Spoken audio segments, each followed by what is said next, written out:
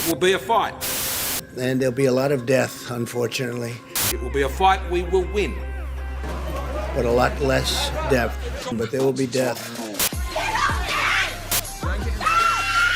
People should be actually kept out of the country for at least 28 days. America is not prepared. G'day, ladies and gentlemen. Welcome to the Butterfield Effect podcast. It's great to be with you for another week. Now, before we get started, okay, I'm running a competition. It's a merch giveaway. All you have to do is go down below to the top comment, head to the Butterfield Effect Clips channel on YouTube, press subscribe, and I will be picking a fantastically, wonderfully lucky individual to receive the Butterfield merch pack that you will cherish until the day you die. Ladies and gentlemen, on the show today, we have British rapper Zuby. He's an absolutely, he's a very interesting guy because he has his actual career as a rapper, as a musical artist. And then he has his career as a commentator on Twitter. He also holds a female powerlifting record, and we'll get into that. So let's go without further bullshit conversation from this bearded fool. Let's go and have our little chat with Zuby. Zuby, I've dropped the ball. I've stuffed up the times between here and the great motherland. I've kept you waiting.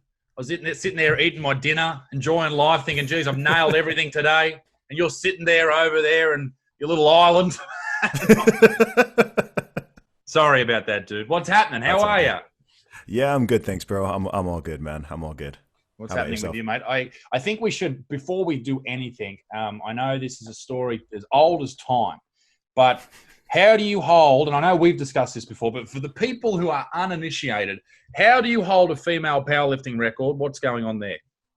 I identified as a woman for a short period of time last year. And during this time, I broke the British women's deadlift record. I broke the British women's bench press record as well. I didn't attempt the squat because I had a certain injury preventing me from doing that. But yeah, maybe in the future I can take that one too. So basically, given that anyone who identifies as a woman is a woman, I am the British women's deadlift and bench press record holder. So it's that simple. So hooray for progress. Absolutely. It's a very progressive attitude to have, and you gained a lot of notoriety because of that. When that went years ago, I was talking to Count Dankiller just last week, talking about the you're familiar with his issues he had with virality. He had a video go viral, and he was over, I think, in Norway, somewhere in Europe there, and he had no access to his phone. The story was blowing up in the media, and his video was going everywhere, and he didn't find out until he spoke to his wife or his girlfriend at the time. And she said, "Why are there reporters at the front door?" When your video went viral, what were you doing? You were sitting there, were you freaking out? Were you panicking, or was it just like, excellent, this has worked? Yeah, I know a Count Dankula story. I believe he was in Iceland. And right. Yeah, he came back, and he'd already lost his job and everything by the time he came back, which was crazy. Crazy. Yeah. In my situation, I was actually running. So from 2014 to 2018. I used to do pop-up shops every month around the UK. So, setting up places to sell my music and merchandise in different shopping centers. And I was doing, actually, it was the last one I've ever done since. And this was in February 2019. So I was actually standing at my store. It was in the morning. So normally it doesn't start picking up until around midday. So I was just kind of standing there wasting some time on Twitter. And I literally saw about 2 or 3 stories on my timeline about, different stories coming out of different places in athletics and different sports of biological males competing against, boys competing against girls, essentially, whilst identifying as women. So out of curiosity, I just Googled. I was like, I wonder, I'm really good at deadlifting. I wonder what the British women's deadlift record is. So I did a quick search, and so the video I posted was already on my phone. I already had that video on my phone. Yeah, a lot of people think that I specifically recorded that video to make that point, but the video was already out there. It was just from one of my training sessions, and I was like, oh, look, here's a video of me already lifting more. Already lifting more than the record. So I just tweeted it out there just saying, yeah, I keep hearing about how biological men have no strength advantage over women. So watch me destroy the British women's deadlift record without trying. P.S. I identified as a woman whilst lifting the weight. Don't be a bigot. At the time I tweeted this, I had 19,000 followers on Twitter. Last night I hit 290,000. So wow. It was a very significant catalyst for a lot of people to discover me. But I mean, the tweet went crazy. It went crazy. I think it had about 10,000 views within under 10 minutes. And then I think it hit 100,000 in about an hour, and it just kept going and growing, and it was just being retweeted all around the world by very, very prominent people. It went viral on all the different worlds. It went viral in the political Twitter. It went viral in feminist Twitter. It went viral in sports Twitter. It went viral in like the whole trans, like LGBT Twitter. It just went crazy. It just went crazy. The video now has, I think, 2.8 million views just on Twitter, but it also went viral on Facebook, on Instagram, on TV. Joe Rogan started talking about it. It just went all over the place. So it was fascinating. And you were basically, all you were doing was just pointing at the hypocrisy around the whole, the belief that men and women are completely equal when it comes to certain physical attributes. And I mean, that really, none of that matters. I mean, you know, if a man wants to go in a deadlifting arena and outlift them, then whatever. But when it comes to sport, like, you know, like if you turned up, like everyone's going to go, oh, what's Zuby doing? All right, good on you, mate, bugger off. But if you go and do that in, say, I don't know, Joe Rogan's copped a lot of heat over this in MMA. There was a particular trans athlete or a male who transitioned to a female who went in and fought and basically beat the shit out of a lot of female athletes. Was beaten by some as well, but to go in and have this thought in the back of your mind that this is okay what I'm doing, I'm going in and I'm fighting these women, it's a whole different arena when you are talking about combat sports. And I'm sure you're someone who has had to defend your statement in that regard. Were you copying it more from the feminist side of things or from the LGBTQ plus I became a feminist hero for about 24 hours. Right. Like from the sort of like OG type feminists, the sort of first and second wavers, the ones who are not, or the ones they call gender critical feminists, or radical feminists, they were supporting me like super duper for 24 hours. And then they found out I was pro-life and I became public enemy number one. But it's actually amazing how quickly that turned. I had one day where I gained about 15,000 followers in a day. And then literally 24 or 48 hours, I think I posted something about how I think like abortion is horrible. And I literally lost like 3,000. It was like the quickest I'd ever gained a bunch of followers. And then the most followers I'd ever lost off of a single tweet as well. And it can turn quick. I think I did something about Trump recently. I tweeted something, or I posted on Instagram, and they're all in the comments like, Butterfield, he loves Trump, he's a piece of shit. It wasn't even about his politics. I was just having a laugh. Yeah. But, people will turn against you quickly. On the point of the feminist side of things, the TERFs. Is this the right word? Swerfs and TERFs. Now, I'm not familiar with this. If you can sort of dilute my my unintelligence here, what is a swerf and who is a TWERF? I'm not even familiar with the term swerf, but TERF I think I made that up, but it's close. Oh, okay. Yes. Yeah, TERF stands for Trans Exclusionary Radical Feminist. And I mean, these days it's generally thrown at anybody who isn't 100% on board with the transgender agenda. I get called a TERF, and I'm not even remotely a feminist.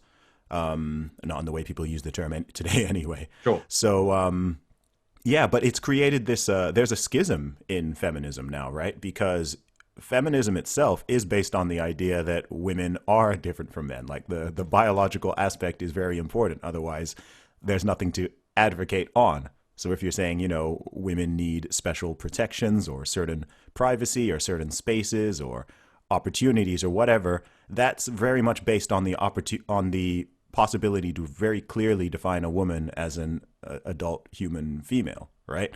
If you then open the floodgates and you say that a woman is anyone who identifies as a woman, then it totally undermines all the original values of feminism, essentially, because you can't have feminism. So there's this there's this interesting schism that's taking place and has been for the last couple of years, where the so-called gender critical feminists, or the TERFs, are totally at odds with the transgender movement, and the so-called liberal feminists, who are the ones who shout things like trans women are women. So it's a total schism that's happening there. And it's something I predicted years ago, funnily enough. Like, I was like, this is going to cause a divide. And you're seeing that happening. In fact, you're actually seeing a lot of these, people generally use TERF as a pejorative, but you're seeing a lot of these sort of gender critical or sort of second wave feminists now starting to you're going to see this happening more and more. They're actually starting to ally a lot more with conservatives, right? So the same people who they've probably been thinking are the enemy for a very long time, because generally more conservative, more right wing people are like, look, a man is a man, a woman is a woman. Some people are like, look, if you're an adult, you can do what you want, but there are certain boundaries. Don't go into prisons. Don't go into sports. Don't be, there are certain things, and so that's something that is already happening, but I think is going to happen more and more as they find that that's, even if they disagree on some other things, that is sort of a natural alliance, because both of those groups are saying like, no, like men and women are different. And most people are of the opinion like, look, we're not trying to disrespect or harm or unfairly discriminate against other people. But if you are born biologically male, then you have an advantage in the area of sports. Sports is like the most obvious. It's one of the most obvious things where it's like, okay, there's clearly a difference here. So I think part of why what I did went so viral was, number one, because it wasn't like aggressive. It wasn't angry. It was something that was obviously humorous and satirical. But at the same time, it was a strong checkmate maneuver, because there are only two. So some people wanted to be angry at it, but they had no ammunition, because if they say, hey, that's a man, that's not a woman, then they are totally undermining everything that they've been saying over the years. Because I said I identified as a woman. So I can then say, no, you're trying to erase my identity. You're being transphobic. Why are you denying my lived experience, etc.? I know their words. Right? I can come with that argument all day. Or if they say, if they accept that, okay, he identifies as a woman, she identifies as a woman, so that's a woman, then I'm the deadlift holder. I'm the record holder. So it's one of the two. Either I actually am the British women's deadlift record holder, or I'm a bloke. So pick one. It's such a confusing world for someone like myself who, I've dabbled in it and I've commented on sort of trans issues, and the response I get more often than not is from trans people who just say, listen, mate, I've become whatever I am now, and I just like, all right, let's just move on. I'm happy, whatever. And it seems to me that the vast majority of people who are arguing with people like myself or with you are not transgender people, are not people who have experienced this. These are, radical progressives, people who believe that anyone who is not super progressive alongside them is far right, is a Nazi, is all these crazy things. And these words that they throw out there against people like you or me because we slightly disagree with the point of view that or the word that you used earlier, which I thought was so interesting, was the transgender, the dot points, the guidelines. I can't remember the exact word you used. But I think I said transgender agenda. Agenda, yes. Perfectly, great rhyme. And, well, you are a rapper, of course. But, I mean, just to jump in on that point, though, I mean, this happens with a lot of activists. It's very common that activists do not actually represent the people that they claim to. So there's a big difference between like actual transgender people, and I'm followed by quite a few of them. They generally oppose the so-called trans rights activists, or TRAs, as they call them in internet speak, because they are just making them look like crazy people. It's a bit like how you've got these white progressive liberals who are claiming BLM and claiming to support, black people in the name of anti-racism and whatever. And they're the ones who are going up to black police officers in America and screaming at them and telling them they're part of the system. And I'm just like, that is insane. Could you imagine me doing that as some white dude just screaming at you in a police uniform about how progressive and how much I care about black people? Like, how fucking dare you? You cracker. I saw that the other day. I was like, what are you people doing? And that's always the way it is. It's always white people who have this chip on their shoulder. Like, everybody love everybody. Take the Will Ferrell approach. Like, just calm down. But what is your opinion on the Black Lives Matter movement in America? I was having this conversation with my brother today, and we were talking about Aboriginal people in Australia and how one of the big things that it was based off a Louis Theroux documentary we saw recently. It was on Stan here in Australia, the streaming platform, talking about the high percentage of people, African Americans in this particular neighborhood. It may have been in Seattle. We're talking, 7-8 years ago. So we're not talking right now with Chaz and whatnot. But the percentage of black men who were involved with violent crime or had violent crime done toward them, the percentage of them who had fathers in prison was something like 80+%. Something insane. And we were going back and we're trying to work out, okay, do you defund the police? Okay, well, you need police. All right, that's fine. Okay, back in the 60s, there was horrible systemic racism in America, and this perhaps led to having all these African-American people who couldn't get housing loans, couldn't get jobs in decent arenas, couldn't get into particular universities. And then for whatever reason, whether it's through necessity or whether it's through the people they're around, turn to crime, then they end up in jail and their kids don't have a father figure. This massive number of 80-something% of these young people who will end up in jail because they didn't have a father figure. It was something that I thought I didn't even think about. But this systemic racism, it goes back and it carries through, and it's a very divisive term, because you look at it from someone like me and you go, well, I'm not racist. I don't care about color and stuff. And of course, saying that you don't care about color doesn't allow you to celebrate blackness or brownness, which also makes you racist. So just don't say anything, white boy. It's basically the thing that people are saying at the moment. But I think it is such a nuanced subject that no one on Twitter in 140 characters is getting it right, regardless of what side you're on. No.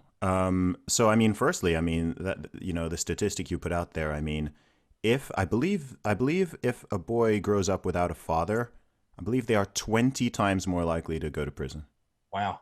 20 times. 30 times more likely to run away from home. Something like 10 times more likely to be violent. Like, it has a massive effect. We need, I think that father absence and bad fathers and bad parenting in general is actually the root cause of the vast majority of social issues in the modern Western world. I legitimately believe that. People want to always go to economics or the system or this or that, and I'm like, man, look, the fatherlessness thing is the giant elephant in the room that people don't want to address and don't want to talk about, because people get touchy about it and people always think you're talking about them specifically, or they'll talk about exceptions. It's like, look, I'm not saying that everyone raised by a single mother, it turns like that's people struggle with nuances, as you probably know. Sure.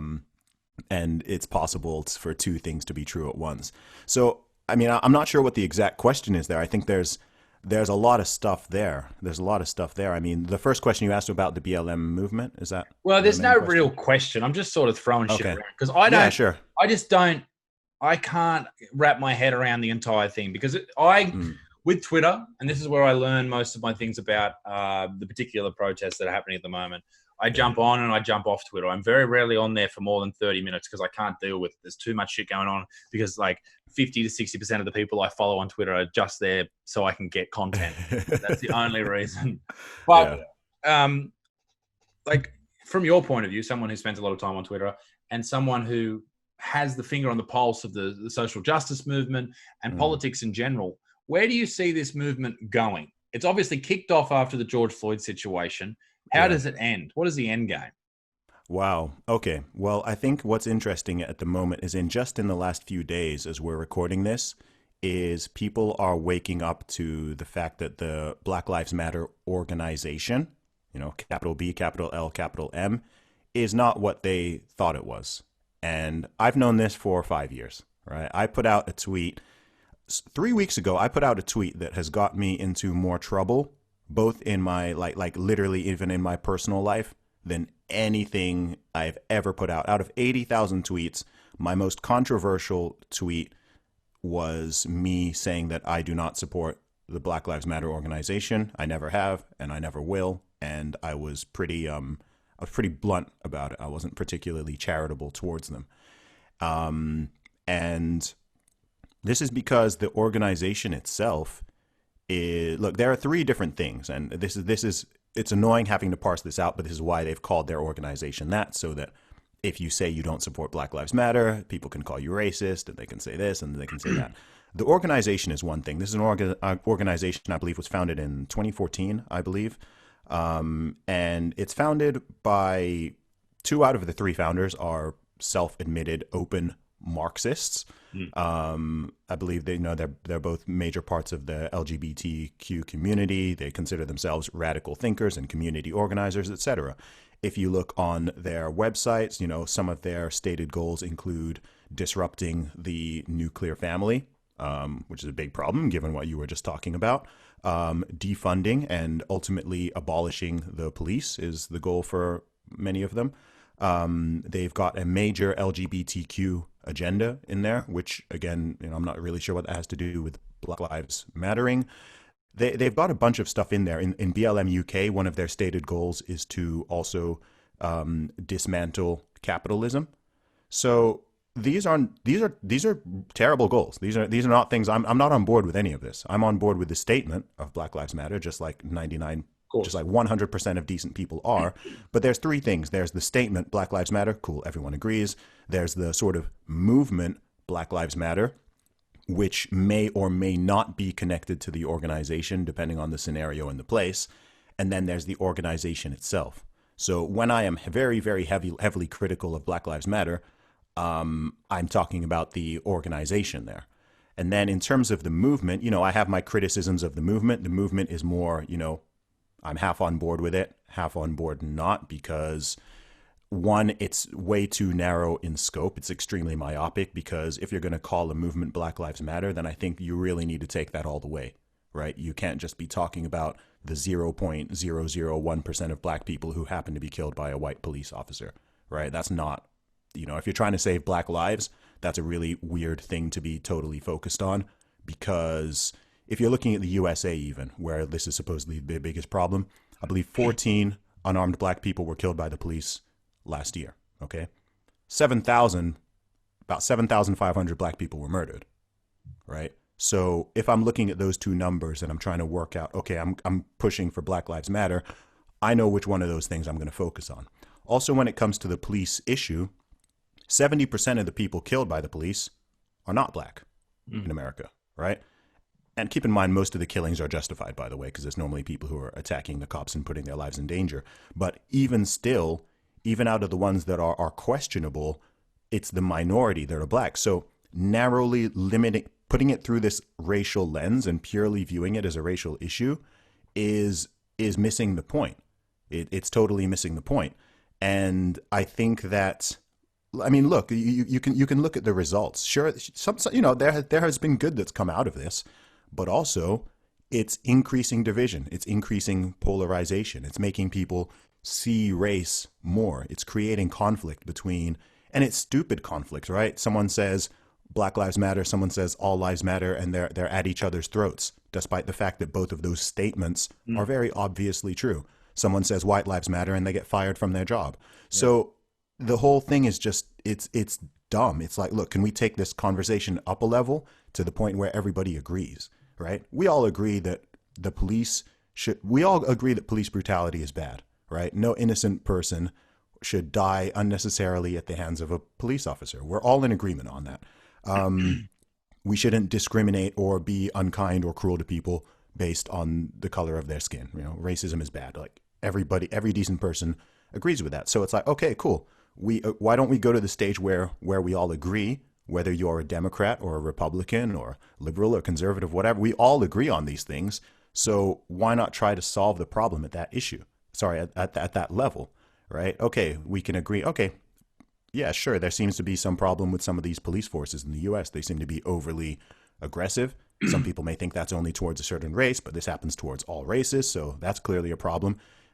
It seems like oftentimes they get away with it as well. They're not getting prosecuted for when they do have some of these very unfortunate and unfair killings, whether this is Daniel Shaver or it's Philando Castile, a white guy and a black guy. There are different cases. You had the Tony Timpa case. Now we've got the George Floyd case. I don't know what the result of that is going to be. So it's just like, look, instead of getting dragged into the weeds and putting people at each other's throats all the time, why don't we just sort of agree on the core issue and not get bogged down in this? This person is screaming about systemic and institutional racism.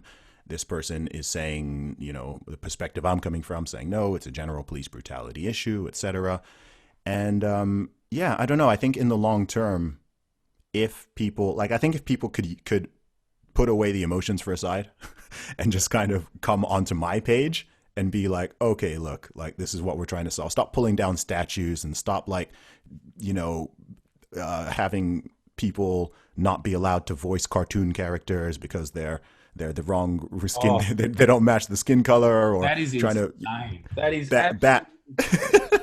And then people have just gone off the ledge, right? Ban Gone with the Wind. Aunt Jemima's canceled. Uncle Ben's rice is canceled. Yeah. I'm just like, you're canceling fictional characters like food mascots based on the color of their skin in the name of anti-racism. I'm like, you have lost the plot, right? Yeah. You're pulling down statues of George Washington and Thomas. You've lost the plot, right? You're trying to pull down statues of Jesus because you think he's white. Like, I'm just like, look, everybody.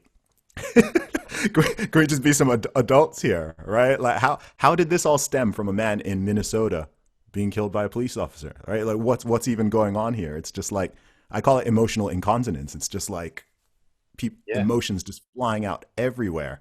And I'm like, look, if we want to actually solve the problem, then we need to just like chill and talk and get to the root of it. So that's my thought.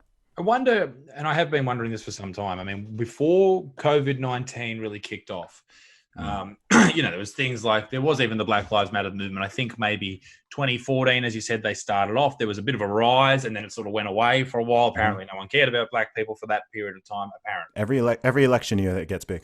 Yes. 2016, yes. 2020. So, post that, we come to just before the start of COVID-19. People are arguing about ridiculous things on Twitter. There's division. And then all this shit happens where we all have to get locked down. And everyone seems to, for a couple of weeks, come together as one. We all have one common enemy. And I thought, I had like a genuine worry, which is very, very bad on my behalf, where I was like, oh no, what the fuck am I going to talk about if everyone's getting along? And then we come out of COVID-19. Well, we're not out of it, but we come out of the lockdowns and everyone's starting to do their own thing now. And everyone has collectively lost their shit. Like, they have just gone bananas. And I at the start of the American protests about coronavirus, I didn't really understand it. I was like, why are they out there protesting? This is ridiculous. And then it made sense to me. In Australia, everyone here who has applied for it is getting $1,500 a fortnight, Australian dollars. So in pounds, that's like 45 pence. Anyway, so it's fucking atrocious. Don't worry. Okay, and in America, everyone was getting a $1,500 one-off payment. So all of a sudden, you've been told you can't work, you can't do anything to make money, you got to stay at home and just do your best. Yeah. That makes sense why they're protesting. Then it comes into this big movement after what happened in Minnesota to George Floyd. And then everyone just seems to have this, after this one big riot in Minnesota, everyone's going, well, this is my chance to get out of the house and get involved in something, sink my teeth into something that isn't what my real or what my reality is. They found this new reality where they can just go out. They can be like almost a video game character. You got your face covering. You've got you're throwing bricks at police, and everyone's just getting away with it. You're pulling down statues. You're getting things cancelled. You're getting shit done in your side of the world or your side of politics, and they're winning. You know, it's a scary thing for people who seem to have that opinion of their own ideas of like, surely what I'm thinking is not that crazy or not that Nazi-ish or not that far right, where I'm just like, why can't everyone just get along? Yeah. It is strange for someone like me who sits, I live in Newcastle in Australia, and There's not a huge Aboriginal population here. There's not a huge black population here, but it's like that across Australia, right? There's not. It's mainly white, and obviously in Europe it's the same sort of thing. But I mean, I've never really looked at someone of a different color and gone, well, I need to treat them differently, positive or negative. Yeah. I wonder if that's the thought of most people. I do think it is. Look, I truly believe, some people don't like it when I say this, but I think that in the modern Western world, like, look, okay, we all know, look, racism exists. We know this, right? Of course it exists. This because someone will try to say, oh, he's saying racism doesn't exist. No, I've never in my life said racism doesn't exist. Of course it exists. But in the modern Western world, the demand for racism now, I believe, is higher than the supply. I think that's why they're even having to change the definitions, right? They've changed the definition of racism. They've changed the definition of white supremacy. Have you noticed that in 2020, people are talking about white supremacy more than ever in my lifetime? And I'm like, oh, like what? Is KKK membership rising? Or people becoming neo-Nazis? And it's like, no, they just changed the definition. So now white supremacy just means like white, dominance in percentage in an industry, right? You look in this place, oh, it's 90% white, so this is white supremacy. And I'm like, that's not the meaning of white supremacy, right? Racism has a specific meaning. Racism isn't just this nebulous term that you just throw on absolutely everything and everyone. And also they're totally diluting the words, right? This is what I call label inflation. It's like, look, if everything and everyone is racist, then nobody is. And actually, that's a great way to provide cover for people who genuinely are. Because it's already reached the stage now, this probably happened for you as well, where if you hear that somebody is racist, you don't even really take it seriously, right? You kind of think, oh, okay, that probably means they made a good point against a liberal, right? Which is terrible. It's so bad. Yeah. Which is not good. It's the same with sexists. It's the same with Nazi rape culture. It's the same with Nazis. I get Nazi, fascists, and white supremacists on the regular now, and I'm just like, nah, I'm not. That's my comeback. I'm like, what are you talking about? Yeah, but it gets to the stage where you don't even want to or have to defend yourself. You're just like, you might even just agree and amplify. It's like, yeah, okay, yeah, sure, I'm a Nazi. You know what I mean? And it's like, the people who have these genuine ideologies are few and far between, but they do exist, right? There are probably, I don't know, 5,000, 10,000 legitimate white supremacists still in America or, around Europe. There will certainly be thousands and thousands of legitimate white supremacists and neo-Nazi sympathizers.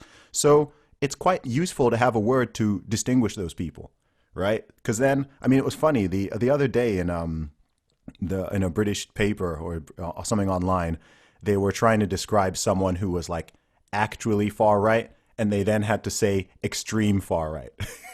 Because they've already called all the normal conservatives far right, So now it's like, okay, you've actually got someone who legitimately is far right. So you now have to say extreme, super far right. And it's just like, can we use these words properly? Let's use these terms properly, because the point of language is to be able to understand the world and to be able to distinguish and delineate between things.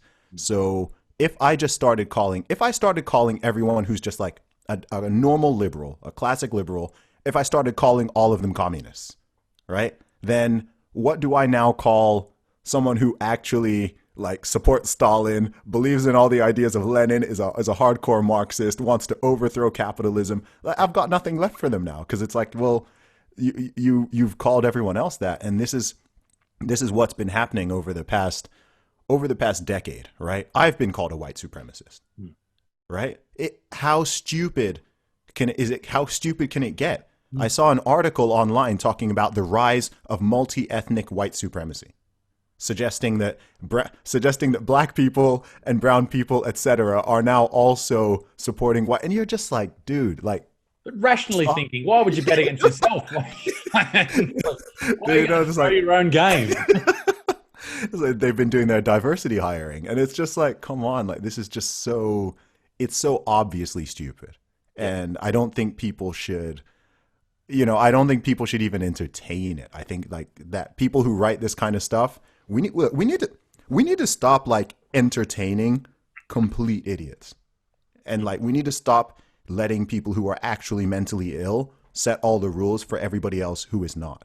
And this is what's been happening, right? If someone before was like totally crazy and deluded, you'd be like, okay, that person is crazy. Now it's like, okay, let's give them a newspaper column. Let's blue check mark on Twitter. Literally, let's give them a blue check mark on Twitter. Let's make them the moderator. Let's make them a moderator on Twitch. Let's do, and I'm just like, what are we doing here? What are we doing here? Like, if someone needs help, like, help that person. But you don't just, it's like you're always trying to just like sort of bend backwards and cater to absolutely everything. And I think that's one of the, I think that's one of the sort of weak, I think that's sort of the weak underbelly of a very liberal society, which is, it gets to the point where it's just like, it becomes super tolerant of things that probably shouldn't be tolerated, and deeply intolerant of things that actually are normal and sane and rational. That's this whole cancel culture thing, right? I'm sure you get messages, emails every day from people who are working in different places or who are at school and who are at uni, and they're like, you know what? I'm afraid to just voice the fact that I voted for Trump, or that I voted for Brexit, or I voted conservative, or, I'm actually kind of, I've had people who are Christian who are like, yeah, I'm a Christian, but like, I can't talk about that. And I'm just like, really, you live in England, yeah, and you're afraid to voice the fact that I'm like, what is going on here? How come you can, I mean, look, again, in the West, if you're in the UK, if you're in all these countries, you could go on TV, you could go on Twitter, you can say, like, you can crap on Christianity all day long, right? But they wouldn't dare say anything about Islam, no, for example, right? And I'm not like an anti-Islam person. I grew up in Saudi Arabia or whatever. Like, I respect various religions, but it's amazing to me how that double standard I do find very interesting. And it always runs in one direction. And I'm kind of like, that's interesting. So this person will, they'll say this, or they'll say that, or they'll do this and they'll do that, and they think they're all edgy and whatever. And then I'm like, okay, so why don't you do the same with other things? And they're like, oh, no, like, that's not allowed. And it's just, it reveals the cowardice behind a lot of these people, because they just, they'll pick on what they think is like a weak target, or what they think is politically correct or acceptable or whatever, but they won't do it in other directions. And I'm kind of like, okay, well, that sort of reveals you for, kind of reveals people for what they are, really. That's one of the failings in comedy, in modern comedy, is, I can get on stage and I can easily make fun of the Catholic Church or priests or anything like that. And then if I quickly change my tone to talk about Muslims or anything like that, like, that is the reaction people have. They're like, oh my God, you can't talk. Yeah. And it's the same with, you can talk all the shit you want about men. You can say anything all day. Yeah. But if you say the same thing about, or in the same vein about a female, then it's just, mate, you cannot do that. That is not okay. But no. I know I got a lot of women in my life, not in a weird way, but just normal amount of women. Man, like, and I know that they can deal with jokes about them or about their sex. They're not weaker than men. They can deal with that shit. And to think that, but for some reason you have to protect them from it, that is just, it's almost derogatory. It's speaking down to them. It's like, hey, you can't handle this shit, okay? This is the big boys to deal with. You just go over there and play with your patty cakes or whatever, and we'll tell the jokes about each other. And I think that's just shit. I think that's just absolute shit. You know what? I think this I've been thinking about this for a while, which is, how it feels like, I don't know. Do you feel like you've just been being gaslit for like the past 5 years, and that it's all just weird and nothing sort of makes sense? I think I know why that's happening. Someone explained gaslighting to me the other day. Can you okay. Sorry, I looked it up. I did look it up, and now I've completely forgotten what it was. Okay, yeah, sure. The term gaslighting is making someone else think that they are crazy. Right. So I could gaslight you by the term actually I believe comes from a movie which is called Gaslight, where I haven't watched it myself. So say for example, if someone say you had a flatmate and you're, I don't know, say like every time say they just keep moving your stuff around. So every time you leave your room, they go into your room and they just shuffle things about. So you come back in and you're like, I'm so sure I put that there. Like, what's going on? Like, and you start to think that you're going mad because all this is happening. So through the media, through social media, interactions with people, whatever, you're kind of like, wait, what's going on? Like, this doesn't make sense. This is crazy. And I think a lot of that feeling that people are, I think people are feeling this sort of collectively. And I think it stems from the fact that we're supposed to believe multiple things at once, which are mutually exclusive, right? We're supposed to believe all of these contradictory things at the same time. And there are so many of them now. So you're supposed to believe that men and women, you're simultaneously supposed to believe all of these things. You're supposed to believe that men and women are different, but they're also the same. A man can be a woman can be a man. They're interchangeable. You're supposed to believe all of these things at the same time. You're supposed to believe that women are weaker than men, but they're also stronger than men. Mm-hmm. And they're also better, but they're both equal. And man doesn't really mean anything, and woman does, right? You're supposed to believe all of these same things at once, right? I don't know. Trump is Hitler and he's a fascist. The government will save you, but the government is also evil. And we should ban guns in America and give all the guns to the government. And we should also defund the police. But we also it's like none of it makes sense. It's all contradictory, and you're supposed to believe all that. So like you were saying, when it comes to being able to make jokes, you can make jokes about men, but you can't make jokes about women. It's like, well, which one is it, right? Or is it fair and equal, or is it some people need special protections?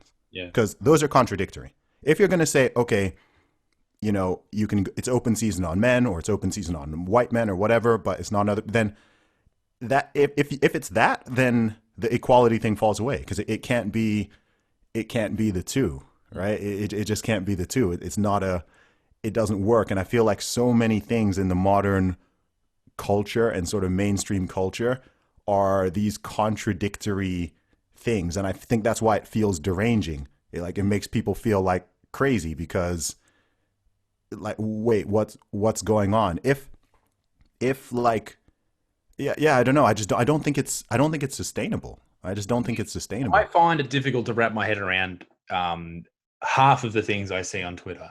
And even like, for example, with gaslighting, like I don't know that word. I'm not familiar with that word. And that happens constantly.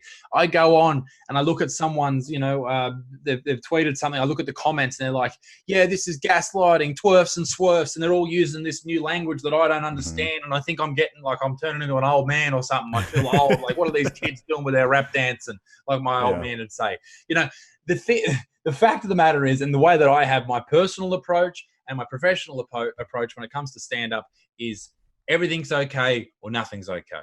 And I go with the everything's okay. As long as I say everything that I say on stage in jest, it's a joke. Get over it, Yeah. And particularly with racially based jokes or racist jokes, they are absolutely fine, in my opinion, if they are jokes. Like, racism is born out of hate. If you hate someone because they look different to you, then you're an asshole and fuck you. But if you make a joke about someone who looks differently to you, then that's okay, because they would do the same thing about you. If you're walking around like as a white dude walking through the streets, tiptoeing on eggshells when you're walking through a black neighborhood, do you think they're not making fun of you? Of course they are. They're like, look at this fucking idiot. I mean, Zuby, we cannot continue down this path. And the one thing that I can't sort of understand, and that what is making me crazy, is, where does this all end? Do we all have to go underground onto Parler or something and then just hang out down there with all the other far right radicals?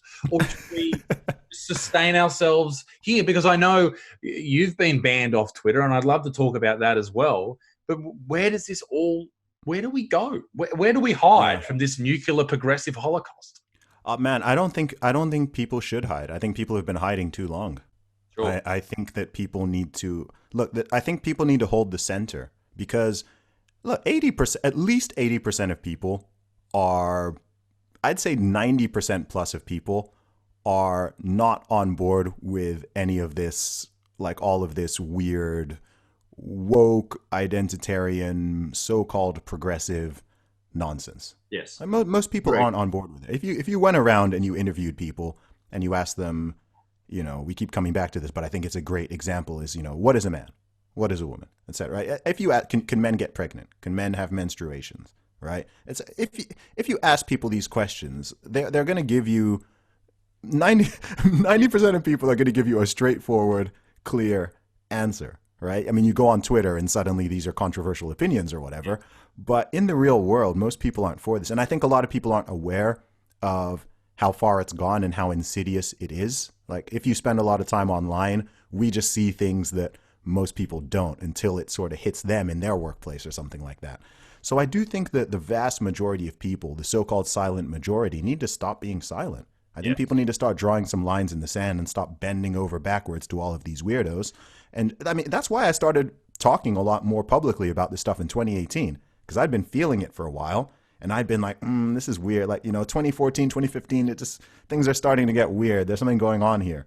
But I was like, all right, I'm not going to talk about it. But it just reached a stage where I was like, look, man, like, any more silence from me is complicity. Like, I need to at least voice some of my concerns. If someone is going to go out there and say something crazy, I'm going to say, if someone's out there screaming, defund the police, I'm going to come out and say, no, that's a terrible idea. We need to actually refund the police, right? If someone is saying we need to overthrow capitalism and bring in the communist revolution, I'm going to come in and say, no, that's a terrible idea. Communism has killed hundreds of millions of people and capitalism is generally good, right?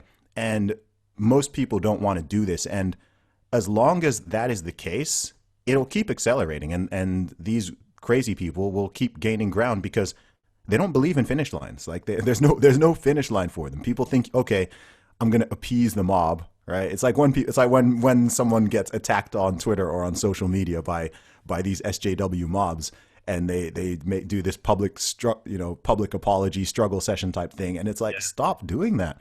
These people are bloodsuckers. Like, it's a game to them, and they enjoy it. And if you show that hint of weakness, they're just going to keep coming after you. And no matter how you apologize, no matter what you do, right? If you came out on YouTube yesterday and you said, look, guys, I've made some jokes in the past. I need to acknowledge my privilege as a straight white male. And, you know, I've deleted all of these old videos and I'm never going to make a joke that could offend someone. You think that will appease them? No. You'll alienate your fan base. And the people who never liked you are now going to be like, yes, we got him. Like that's like, it's like headhunting. It's like, yes, we got this YouTuber with over 1 million subscribers. We got him. And it's just like, look, stop. That you can't negotiate with terrorists. And that's what these people are. I think it was Jenna Marbles and Shane Dawson. They came out last week with some pretty big apologies. And I can't remember which one it was, but one of them said, listen, I'm going to get more black people involved in my writing side of things. And I was just thinking to myself, what, are you going to hold interviews? Yeah, you're a good writer, but you're white. You're not brown enough. Is that a tan? Yeah. Is that fake tan? What is that? And I honestly, with the whole the attack mobs on Twitter, they absolutely have nothing on the biggest mob when it comes to Twitter mobs, and that is the K-pop fans. Now, I don't know if you know about the stands, man. I had one of my mates, Alex Williamson, the loosest Aussie bloke. He's a very, very famous dude here in Australia on the internet from years ago. And he said some mad shit. He was talking shit about K-pop. He started having a go at K-pop because something happened in the media. And I just saw all these people. He had like thousands of DMs in like 20 minutes, just getting hammered by these Korean fans. And I thought, fuck it, I need to join in because I'm an asshole. So I was in Newcastle Airport and I was flying up to Brisbane, and about an hour and 10-minute flight. And I made a quick video saying, listen, to all the K-pop people and I posted in the comment section of his video. I said to all the K-pop fans out there, listen, fuck you. Your music's terrible. I've never listened to a K-pop. I said it's the worst music in the world and all these horrible things about, I can't remember what the band's name is, but they were the biggest K-pop band in the world. BTS? BTS, yes. I said BTS. Fake. None of their music, so it's all fake. Oh, boy. It's all written by other people and all. I was just into them. Man, I had that video, this like video that I posted, I think it had 480,000 views in about an hour and a half. And it was just, I've never received so many hateful comments. It was just this attack mob. They were ringing up venues in Australia saying that you need to cancel this guy because he's a racist and a sexist. Because that's what the thing, they were saying, oh, you're racist because you don't like Korean pop music. I was like, no, I don't. I just never fucking heard it. Yeah. And God forbid that happens with very far left people, because that would be, if they go full K-pop fan, then we're all in the shit suit. Sorry. Let's talk real quick about. I'll let you go. Let you get back to your day because I've already taken up too much for making you wait for 45 minutes. Let's talk about OK Dude. I want to know. Yeah. I want to know all about that. I know you got banned off Twitter for saying one quick statement. Then you've released a song about it. It's all happening. Yeah. Okay. So, all right. So back in February, is it February? Yeah, it was. These things always happen in February. I just had a tweet going viral. Like I tend to have multiple viral tweets a week, and I'd done one on 5 tips for single women on how to land a great guy. Yep. And I think the list was be in good shape, grow your hair long, be sweet, don't be annoying, and learn how to cook. And which I think is great. It's just quality advice, by the way. Quality. I think it upset people because everyone actually knows it's true, and the truth hurts. But the list went very viral, and I was getting all kinds of comments, both positive and negative, which is fine. Like sometimes I kick the hornet's nest, and I know it's going to happen. But I always check my responses from people who are verified. And I saw a verified account respond to it, and they said something like, I'm 90% sure I sleep with more women than you, and this is terrible advice. And I literally quote tweeted it, and I just said, okay, dude, ... And that was it. Nothing came of this. A week later, I was on a train back from London, and I received an email from Twitter telling me that I have been locked out of my account for violating their hateful conduct policy.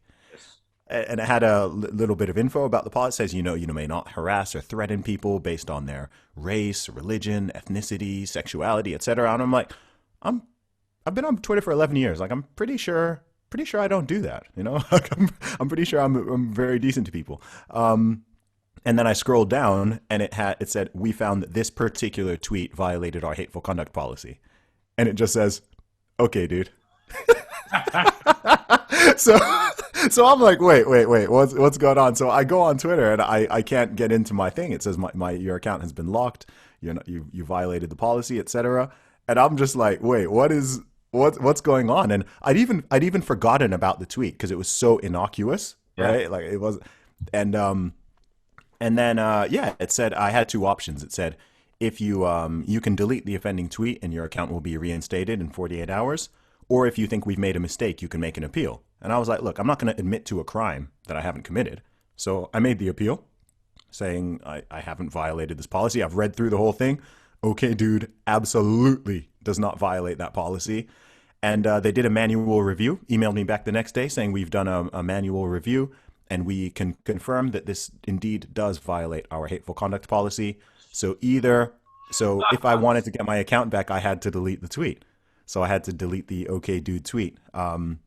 In the meantime, though, because my fans are awesome, hashtag OK Dude and hashtag Free Zubi were both trending on Twitter. And my follower count was still going up and up because I could still see. I just couldn't, I was locked out. I couldn't use it, but I can still see what's on Twitter. And it became a big thing. I posted about it on my Instagram and Facebook, and a few YouTubers even made videos about it, and it became quite a big thing. And then long story short, I came back with a vengeance. I made an OK Dude T-shirt for myself, and then I saw that. That's actually now my highest selling shirt. I ended up selling hundreds of OK Dude T-shirts. I decided to write a song called OK Dude, and I shot a music video for it and everything. So the song was the song wasn't specifically about the incident, but I wanted to just address some of the wider things brought on from it. And it was like, okay, so if you want to play that way, then this is my thoughts on all of that. So The song is a little bit sort of anti-woke, I guess. But yeah, I just had fun with it. A lot of people say it's one of my best songs so far. So yeah, I believe when life gives you lemons, then make lemonade with it. So why was that offending tweet? Why was that the offending tweet? Was this person a transgender person? Was that the issue? Well, I don't get any explanation. There's no Yes. explanation. Yes. But the only thing fathomable is that, yes, I now know in hindsight, because I don't Google everybody who I'm responding to, but it does turn out that this is a transgender person. This is a male who identifies as a woman. And and also keep in mind that the tweet they wrote was about them bragging about how many women they sleep with. Yeah. Right. Which is not exactly something that you'd think like is coming from a woman. Right. Right. It's like a very, so I just like responded to it. And also it was funny because, I'm in a relationship. I was in a long-term relationship at the time. And so the idea that someone is like bragging to me that they sleep with more women, it's like, okay, like interesting, good for you kind of thing, whatever. But yeah, the only way that they could have viewed it, the worst possible interpretation that they must have had is that, okay, I knew that this is a transgender person and I'm using dude very specifically to address them and to suggest that they are not whatever gender they claim they are, which is totally not what my mind process was. And even if it were, it's still not a violation of the thing, especially given that dude is a gender neutral term. And I wasn't even using it directly addressing that person. It was just like, I say, okay, dude, meaning like, yeah, whatever. Like, okay, dude. You can't tell everything about, like, I just pulled this up on my phone here, this tweet that I retweeted a couple of weeks ago. And it was from someone, and they wrote, "Hi, I'm a non-binary lesbian, and now I have a boyfriend." And it's like, someone else You're supposed to know what that means. Someone else said, I'm a bisexual lesbian or something. There is far too many definitions of the same thing. Like, why are you making your life so difficult? Dude, this is what I was saying about, like, we need to stop. Like, some people have mental issues, and I'm legitimately not trying to say this to like be cruel to people who like have genuine mental problems, but there are a lot of people on Twitter and social media who have legitimate mental problems. Yeah, right. Fair point. So we shouldn't just let that, like, that shouldn't be what sets the standard for everybody else. Like, sure, if you want to be a gender neutral, lesbian, otherkin, two-spirited otter, you have a right to do that. Yeah. But I have a right to say, like, okay, dude, like, I have a right. Like, you can do what you want. You can be a flippin' furry. You can, eat out of a dog bowl and run around in a dog outfit if you want. Like, but I can call you a weirdo. Yeah. I can think that that's weird. Just like, that's how it works in all directions, right? Yeah. There might be someone who's a super atheist who thinks that, the fact I believe in God is ridiculous. And I'm entitled to my belief. They're entitled to their belief. If they want to have a conversation, we can have a conversation. But you can't just go around like bullying people and then pretending to be the one who's getting bullied whilst you're trying to deplatform people or pull their sponsors or get them fired from their jobs or whatever for basically being normal and not wanting to totally entertain your nonsense, right? No one has to entertain anybody else's nonsense, right? We all have to, live and let live. It's simple. If you want to do that, go ahead. There's a lot of things in the world I don't approve of and that I think are strange. And maybe there's things I do that people don't approve of or think are strange. But as long as you're not hurting someone and I'm not hurting someone, that's kind of how it's all supposed to work. But as soon as you start trying to force things on people and you start trying to force them to use certain words and to force them to do that and force them to entertain everything, then you're going to have a problem. Absolutely. And I think that this is just snowballing now. It's gathering so much momentum. I think we'll have another chance to have another podcast in another couple of months' time, and we'll have just as many outrageous explanations for new words and what's happening in the world of Twitter. So, Zuby, thank you very much for your time. I apologise for my inability to understand British Standard Time. I've got no fucking idea, mate. I'm just going to go and I don't know what I'm going to do with my life now. I've made an absolute fool of myself. But thank you once again. Is there anything you'd like to plug at the end of this show? Yeah, sure.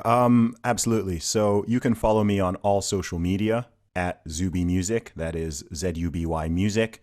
I've got my own podcast, Real Talk with Zubi, available on all platforms. Just search for my name. And same with my music. You can find it on all platforms, Spotify, iTunes, Apple Music, etc. Just search Zuby, Z-U-B-Y, and you will find me on everything. Beautiful. Thank you very much. And ladies and gentlemen, you can catch this podcast every single Thursday where we're chatting to a lot of different people who are pretty good people. So that sounds fantastic. What a selling point. Ladies and gents, be a good motherfucker. Peace from the Middle East with Dick Stinks. I'll see you very soon. Toodaloo, au revoir. Bye.